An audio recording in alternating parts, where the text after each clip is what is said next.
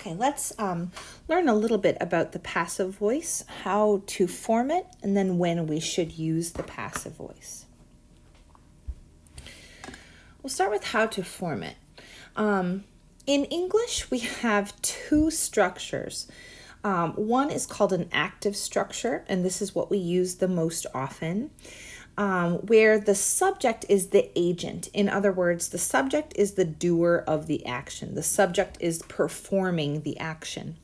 And the object in the sentence is what we call the patient. In other words, the recipient of the action, the receiver of the action. So here's an example. Mary broke the window. Here, Mary is the subject of the sentence, and Mary is the agent. In other words, Mary is the one doing the breaking. Break, or in this case, the past tense form broke, is the verb in the sentence, and the window is the object of the sentence. Here, the window is the patient. In other words, the window is receiving the action. The action is being done to the window. So this is an active structure. Mary, the subject, is the agent, and window, the object, is the patient. In a passive structure, the subject is the patient, and the object is the agent. The passive is made by using a form of the verb to be and a past participle. In other words, the third form of the verb. So we get something that looks like this. The window, which was formerly our object, is now our subject. Was is the past tense form of the verb to be, because in our original example, broke is the simple past tense form of the verb break. So we use the simple past tense form of the be verb here. With our main verb, we use the past participle form, or the third form of the verb break, which is broken. So we get the window was broken. We can add the agent, or the doer of the action, with a by phrase, by Mary. The by phrase is often used to indicate the agent of the action is in a passive structure, but it actually is optional. I can say the window was broken, and that is a complete sentence. I do not have to mention the agent in a passive structure, but I can if I want to, by using a by phrase. Only transitive verbs, in other words, verbs that can be followed by objects, can take passive forms. That makes sense, because if you don't have an object, there's nothing to become your subject in the passive form. So intransitive verbs, verbs that do not take objects, cannot be used in the passive voice. Let me show you what I mean. Here is an active structure. The dog slept. The verb sleep is intransitive. It does not take objects. So I cannot make it into a passive voice. If I try, it's just really weird. Blank was slept by the dog. Something was slept by the dog. What? That makes no sense. So intransitive verbs cannot be used in the passive voice because they do not have objects that become subjects in the passive voice. So intransitive verbs can only be used in the active voice. Some transitive verbs take both a direct and an indirect object. In this case, either object can serve as the subject in the passive voice. For example, here is an active voice sentence. They gave a long report to the president. They is the subject, and they is the agent. It's doing the action of giving. Then I have two objects, a direct object, report, and an indirect object, the president. Either of those can become my subject in passive voice. A long report was given to the president, or the president was given a long report. Both are correct. It just depends on what you want to emphasize, the report or the president. The passive voice can be used with almost any verb tense in English. It is rarely used with the future progressive or perfect progressive tenses, which we will talk about in a moment. Here is a chart that shows all the different ways that you can use passive voice with different verb tenses in English. With the simple present tense, Kate teaches the class. In the passive voice, that becomes the class is taught by Kate. For present progressive, Kate is teaching the class becomes the class is being taught by Kate. In both of these examples, I want you to notice how the be verb takes the tense. Teaches is simple present tense, so the be verb is, that's simple present tense as well. Is teaching in the active voice is present progressive. Is being, that is what the be verb does to become present progressive tense in the passive voice. The main verb never changes. It's always taught. And you'll notice that as we go through a few more verb tenses here. Taught stays the same. The only thing that changes is the be verb. The be verb is what takes the verb tense. So here, present perfect, Kate has taught the class. The class has been taught by Kate. So has been, that's the present perfect. Taught, the main verb, stays the same. That does not change. Simple past, Kate taught the class. The class was taught by Kate. Was is the past tense, and taught stays the same. Kate was teaching the class for past progressive. The class was being taught by Kate. Was being takes the verb tense there, and taught stays the same. Past perfect, Kate had taught the class. The class had been taught by Kate. So had been, the be verb takes the verb tense there. Simple future, Kate will teach the class. The class will be taught by Kate. Will be, that becomes the future tense. And then the other form of future be going to, Kate is going to teach the class. The class is going to be taught by Kate. And future perfect. Kate will have taught the class. The class will have been taught by Kate. So why not the future progressive and perfect progressive tenses? Why can't we use those with passive voice? Well, the reason is because it's weird.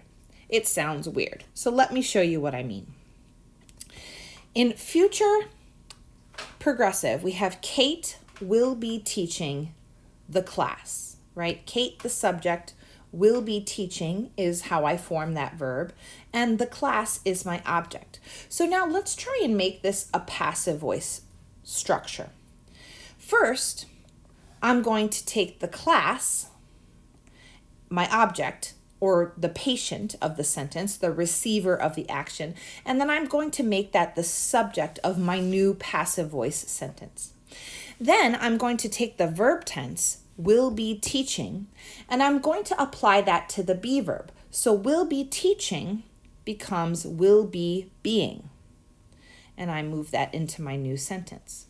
I can't forget my verb, that stays the same, taught. That doesn't change. My main verb is always the past participle form or the third form of the verb, no matter what my verb tense is. And that comes next. And then I'm going to change the agent to a by structure, so by Kate, and put that at the end of my sentence. So I get the class will be being taught by Kate. Wait, what? Let me read that again. So Kate will be teaching the class. My active voice structure becomes the class will be being taught by Kate. That just sounds really weird, right? Be being. Together that sounds very odd. So technically, the class will be being taught by Kate is grammatically correct, but it sounds really weird. So we don't usually use that when we're speaking in English. The other examples here for present perfect progressive, Kate has been teaching the class, becomes the class has been being taught by Kate. Weird, right? Past perfect progressive. Kate had been teaching the class had been being taught by Kate. Weird.